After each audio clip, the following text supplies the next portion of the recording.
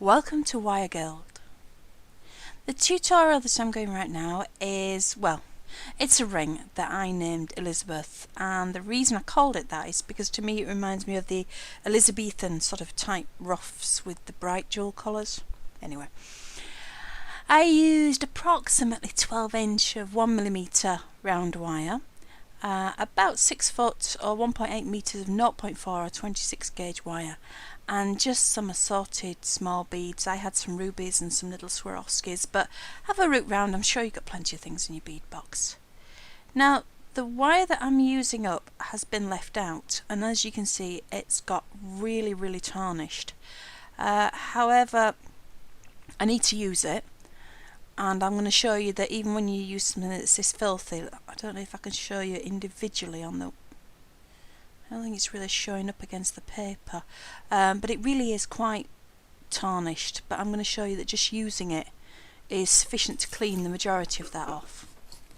So I've got my 12" of 1mm wire, and instead of starting on the bottom like I normally do, I'm going to start on the top of the mandrel and bend down and away, so that these two ends come back to the top. Lovely. I'm not going to cross them over or anything, I'm just making sure that they're nicely up near the top of the piece. That's great. And once you've got to that point, obviously you would have marked your mandrel up to get the right size beforehand. I'm going to put a little bit of wire just around the corners. Now it can be any piece of scrap wire that you've got thrown around, round, square, doesn't matter. I happen to have just a bit of 18 gauge half round, and I'm going to cut, you know what, no I won't, I'll just start on one end. Nice sharp bend in one end, because of course this is half round wire.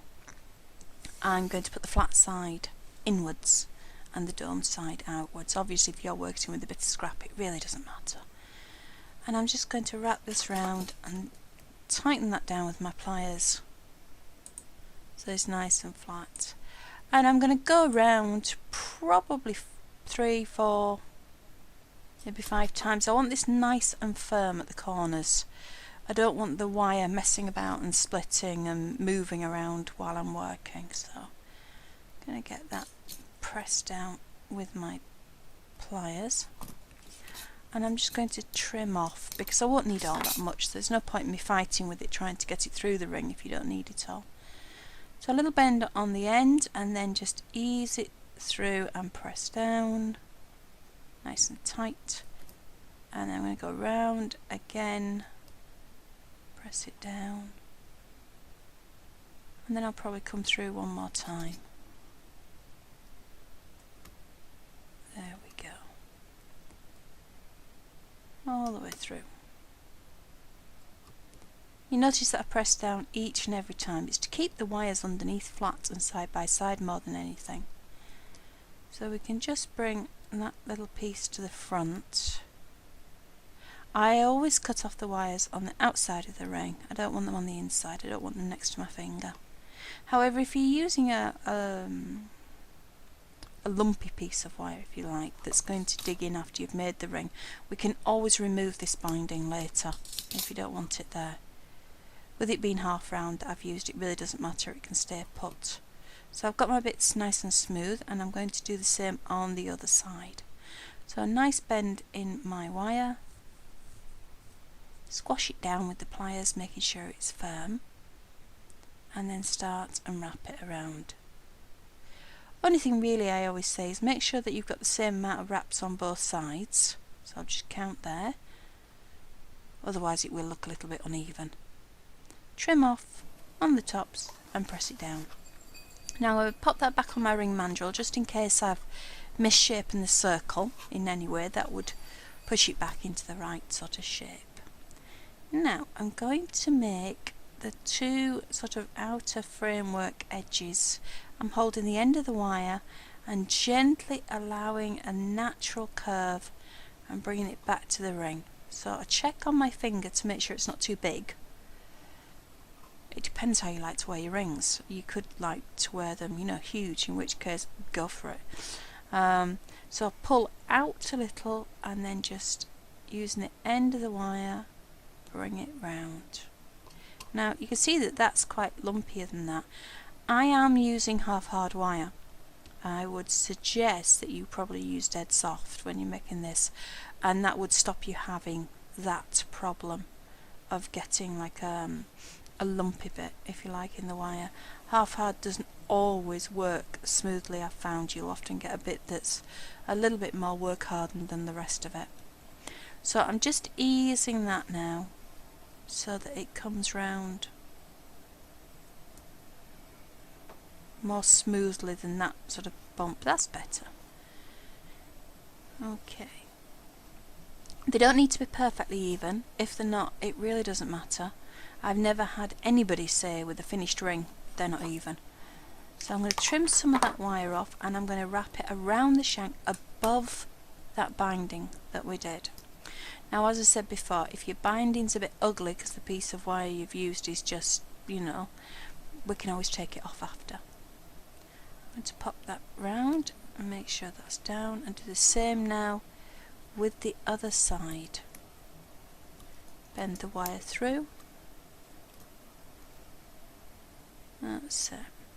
Now as you pull either one of these, you may find that the circle is becoming distorted. So can you see how I'm supporting not only the ring but the loops and everything as I pull? I'm just easing that down a little bit. There we go. Now can you see as I pull, it's sort of pulling it out of shape there. So just pull it back, press down at the other side. Now I'm supporting by putting my finger inside it so it can't pull too far, and I'm going to cut some off. Now I haven't cut incredibly short because I still need to pull that wire around, and if I'd done it really short that would have made life very difficult. So I left myself a little bit more room, and then bringing it around and pressing it down. Lovely. Okay, then I can lift it up, trim off, and then press it down with the pliers again. Oops. And I'll do the same on the other side. I'll just lift up, trim off, and press down. There we are. Lovely. Now like I said, not totally even, but nobody's going to notice. After all, nearly all the things made with wire are sort of organic shapes. Make sure that it's not too big on the finger, which it's not. I kind of like that. Then, so now we need to do our weaving. We've built the frame, so now I'm going to use the wire. And as I say, I'm using this wire up. It's old, so I'm going to just wrap it around. Now take care when you're wrapping. We want to go in underneath from the outside inwards, so that we are wrapping sort of towards the inner piece by going over the wire. That's going to be important. So I am going to show you a close-up picture of this, and what I'm doing is I'm going to wrap around about 4 times. That will anchor the wire so that it's not, you know, moving about too much, and it's nice and firm. So wrapping around about 4 times, and move that wire out of the way like that. I know it's the other way up, sorry about that with the photo, but I'm now going to do exactly the same on the other side. Now, no, that's it, underneath towards the middle, that's it, and then wrap it around about 4 times. We're using 2 pieces of wire, so we've cut your fine wire in half because we're going to work from one side to the middle and back to the original side, and then the other side to the middle and then back to that side in turn. You can't sort of do this design with just one wire. So I've got 2 wraps on there, so 2 lots of sort of 4 times. Now I'm going to bring the wire in underneath the central wire. So again, I've got a close-up of view of that. So I've come over the top of the outer wire, under the inner wire, and I am wrapping around the inner wire all the way around, and I'm going to go around it again. Can you see that's the first time round? So one full circle, and then around again, and this time I'm going to come back out to the outer wire, the same side that we started on. Can you see how I've gone back to it and underneath, and then I'm going to wrap around 4 times. Now then, you need to wrap around 4 times even though we're wrapping around the middle twice, because of course we're going to wrap around the middle twice from both sides, so it has to even itself out. So I'm going to wrap now from the other side underneath the middle. Okay, let's move that wire slightly out of the way. So I've wrapped under the middle, and then I will wrap around.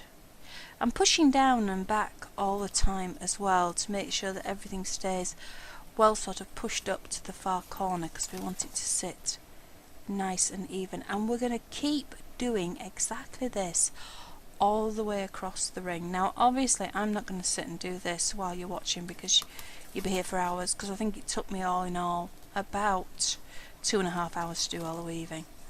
So I'm going to go back like that, and I will wrap around the bottom wire 4 times. So around the bottom. I'll just show you a few more times so that you've absolutely got it in your mind what you're doing. The wire, wherever it's attached, that's where it's really going to stay. It's just going to pop into the middle and then pop back again. And we're going to do that all the way across. First one side and then the other side, and you're doing the same thing. 4 wraps around the outer wire, 2 wraps around the middle, and you're doing like a figure of 8. You're going under the middle wire, wrap around twice, and then back under. So you're weaving under and over as you're going. If you don't weave under and over and get that cross in the wire, it's harder to keep it even. That's the only reason we have that cross in. It's just, you know. So let me get you another close-up. So I've come in again from the top side, gone round the middle twice, and I'm going back out, and you can see on that how I got under and over. If you need any of the photos just to pause the footage and have a right good look at those photos, it's probably a good idea. So I've gone back to my edge, and I'm going to wrap around 4 times around the edge like that, and then I'll go to the wire on the bottom, and then I'll come back to the middle and then go back to the bottom. So I'm just going to do a bit more work on this, and I'll show you a picture of the silver one. I know you've been looking at a copper one, so you can see there the cross, the under and over cross of the wire, and I'm going to keep working that. Just going to show you, because we've got quite long lengths of wire, you may find that it's difficult to get in and out. So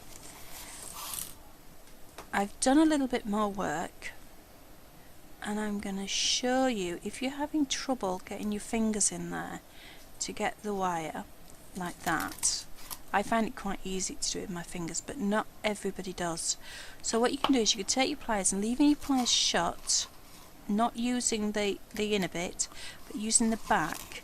You can use the pliers to just open up that loop so you can come with your fingers. So at the moment I'm just doing the wrap around the 4 times around the outer sort of frame wire.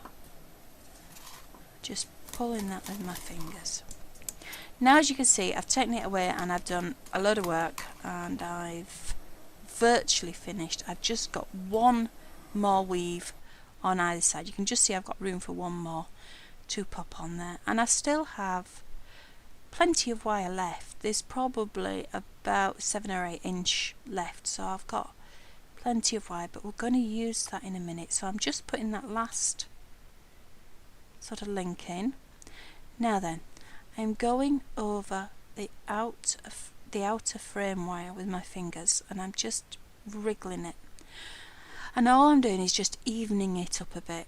It could be that some have got pushed tighter than others, so by just rubbing over them with your thumb and finger, it evens everything up. Now if you wanted, you could stop at that point. It does look very attractive without the beads. However, I'm going to show you how to put some beads on if you want. So I have these very pretty little rubies. So the great thing about this is you just literally thread them onto the wire. Now the wire that I'm threading onto, the last wrap I did, I actually wrapped it around that central wire to make it in the middle. You know what, I don't know that I like all rubies. It's a little bit heavy for me, so I'm going to put some Swarovski with it. That might brighten it up a bit. So the wire that I'm threading the beads on has been wrapped around the central wire of the ring, and then it comes up. So I've got these little, that one's too tiny, I'll move that out of the way. Some Swarovski, which are just bicones, they're just 4mm bicones. And I'm going to try and thread those alternately and see what they look like. So I've got the ruby on first, and then I'll put the crystal on and see what they look like. As I was saying, the great thing about this is you can thread your beads onto this wire, lay it over the ring and have a look. See what you think, see if you really like that or not. And if you don't, you can just slide the beads back off and try something else. It's also good for size, because you do need to work out the right number of beads to actually go across. There we go. That's quite nice. I quite like that with the red and the crystal. It gives it a bit of sparkle. So let's add another ruby there. When I find the hole. I always have trouble finding the hole in beads when I'm filming. It's because my hands are sort of arm's reach away. Right, let's have a look there. Right, I don't have a lot of room left there, but certainly needs another bead. Let me try another ruby. I think it might be too big, but let's have a look. Yeah, that's too much. It's sort of sticking up, and it's the other side, it fits in quite neatly, and this side is just sort of lumpy. Because the crystal are slightly smaller than the rubies, with the rubies being a natural bead, I'm going to try doing it the other way around. So I'm going to put a crystal on first and then a ruby. Let's see how that goes. Because sometimes that tiny little bit of difference, that the crystals are a bit smaller, if we're getting more, that's better. I'm not sure that it's perfect, but it's definitely better is that. So I've gone crystal ruby, as opposed to the other way around. Now we need to make these, let's have a look. You know, I can't help trying it on my finger. Right, we need to make these beads now stay put and be sort of solid and firm. So I'm sort of holding the wire tucked in my fingers inside my hand, and then I've got it pinned with my thumb, and with my other hand take this wire, and I'm going to go up between the weaving, between the first and second bead. Okay, let's move those out of the way so your eye's not dancing to those. Now when I go, there you go, can you see better now where I've come up? I've come up between the first and the second bead, and I'm going to go back down at the other side. So I am sort of stitching the wire that's in between the two beads down onto our central line in the ring, and I'm going to keep doing that right across. So up between 2 or 3 of the beads have moved on, but as long as I stop the ones that I'm working on from moving, we're okay. So I'm going to come up again between now the second and third bead. There we go. And then back down in between the weaving of the same bead, of course, so that it pulls tight against the wire. And the same again. Now I'm going to keep doing this until I've gone all the way across the ring. So I'm going to stitch each bead into place by sort of looping under and over all the way across. There we go. Now I've got to the last bead, and these are where we started originally when we wrapped the wires down, so I'm just getting those out of the way, and I'm just wrapping there between the ruby and the last crystal. Now this will give me a more idea of whether it's fitting, and you know, it's too big. It just won't go in. So do you remember that little teeny tiny one I threw out of the way? It was a 2mm.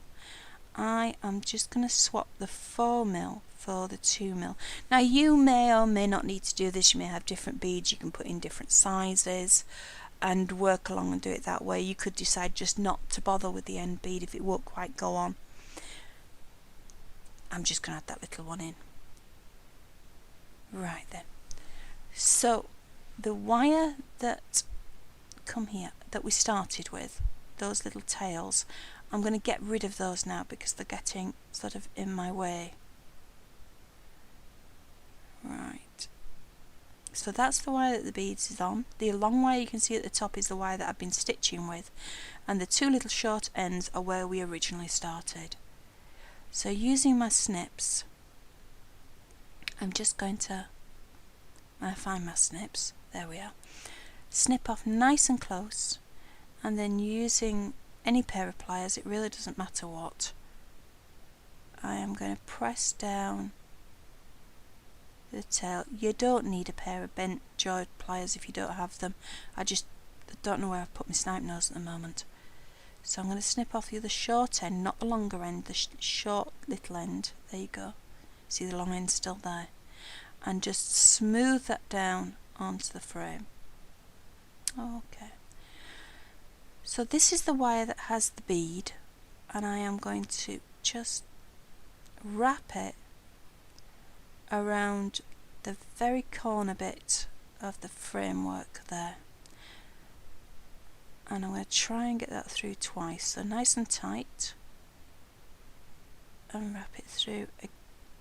If you find that the end won't go through because it's got bent, just trim it off. We're nearly finished with this wire now anyway, so that's it. You might have to do it with your pliers and then pull it out because it won't quite work with your fingers, but there we are. So that's twice. So now I'm just going to go back in between the ruby and that last crystal because I hadn't actually attached that one. Back down through so that it attaches it to the middle. That's it, pull that tight. And then I'm going to wrap this wire around this edge. There is not a lot of room. If you can't get any room, you can often put your fingernail against the other weaving and give it a shove, and that will give you a bit more room. I'm just going to trim that end off so that you've actually got some space to push that in that tiny little gap. It really doesn't want to go through, does it? But it's going to. There we are. I just grab the end with the pliers and I'm going to pull that tight and hit the camera while I'm at it. Now then, can I get through again? Pretty sure I can't. No, can't get through again. It'll be alright. Once round will be sufficient to hold it, so I'm just going to trim that off and then press it down onto the thicker wire and do the same with the other side. Trim it off, press it down. Now at this point, if you'd used some harder wire, some wire you didn't like for the bindings on the side, I'd get rid of it. I'm going to give this a scrub. A lot of the tarnish has come off. Do you remember the tarnish that we had? A lot of that tarnish has come off on my fingers while I've worked it. However, I'm going to give it a scrub with a toothbrush and toothpaste. So I'm just going to show you what it looks like after. Did I say toothpaste then? Sorry, liquid soap. I don't know what I'm on about. And you can see it's come up really, really nice and shiny as that. And it looks lovely. It's a very nice ring. Nice and light to wear. You see plenty of skin through it, but it's quite a showy one. So that's Elizabeth, my Elizabethan inspired ring. I really hope you enjoyed the tutorial. Happy wrapping!